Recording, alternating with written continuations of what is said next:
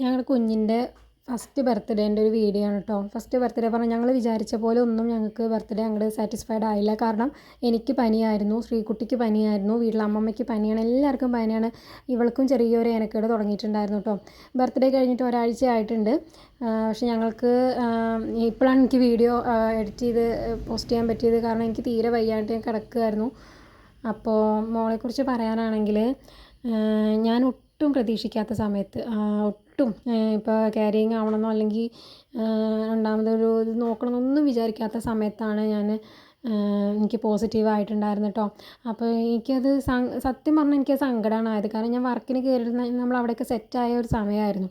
എനിക്ക് നല്ല സങ്കടമാണ് ആയത്. അയ്യോ ഞാൻ പോസിറ്റീവ് ആയല്ലോ, ഇനി എനിക്ക് വർക്ക് ചെയ്യാൻ പറ്റില്ലല്ലോ, അല്ലെങ്കിൽ മൊത്തത്തിൽ ഇനി പിന്നെ പേടി, ലേബർ റൂമിൻ്റെ പേടികൾ, ഹോസ്പിറ്റലിൻ്റെ പേടികൾ, പ്രസവത്തിൻ്റെ പേടികൾ, അങ്ങനെയുള്ള ഛർദി, അതൊക്കെ എനിക്ക് ഭയങ്കര പേടിയായിരുന്നു. അപ്പോൾ അത് കാരണം ഞാൻ ഒട്ടും സന്തോഷിച്ചിട്ടില്ല എനിക്ക് ക്യാരിയിങ് ആണ് എന്നറിഞ്ഞ സമയത്ത്. അപ്പോൾ അങ്ങനത്തെ ഒരു പ്രഗ്നൻസി ആയിരുന്നു അത്. ബർത്ത്ഡേ എന്ന് പറയുമ്പോൾ ഞാൻ ഡോക്ടർ പറഞ്ഞ ഡേറ്റിനും കുറേ ദിവസം മുന്നേ ആയതുകൊണ്ട് എൻ്റെയും മോളുടെയും ബർത്ത്ഡേ ഒരേ ദിവസമാണ് കേട്ടോ. എൻ്റെ ബർത്ത്ഡേ ദിവസമാണ് മോളുണ്ടായത്, ഞാൻ പ്രസവിച്ചത്.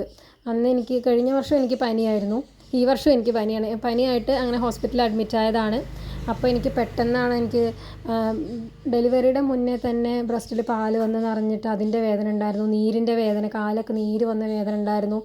ഡെലിവറി അടുത്തതിൻ്റെ മൊത്തത്തിലുള്ള ഒരു ക്ഷീണങ്ങളുണ്ടായിരുന്നു, പനി, ചുമ, അങ്ങനെയുള്ള എല്ലാ വയ്യായികളും എനിക്ക് ആ ഡെലിവറി സമയത്ത് ഉണ്ടായിരുന്നു കേട്ടോ. അതിൻ്റെ ഇടയിൽ ഒട്ടും പ്രതീക്ഷിക്കാണ്ട് എൻ്റെ പിറന്നാൾ ദിവസം രാവിലെയാണ് എനിക്ക് ഡെലിവറി പെയിൻ സ്റ്റാർട്ട് ചെയ്തത്. അത് അവളെ വല്ലാണ്ട് കഷ്ടപ്പെടുത്താണ്ട് വേഗം വരും ചെയ്തു.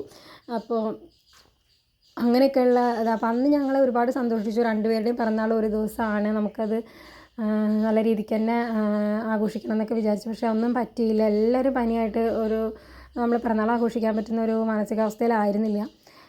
അപ്പോൾ എൻ്റെ പിറന്നാൾ ദിവസം ദൈവം എനിക്ക് തന്ന ഏറ്റവും വലിയ ഗിഫ്റ്റായിട്ടാണ് ഞാനത് കാണുന്നത്. ഹാപ്പി ബർത്ത്ഡേ കുഞ്ഞാ.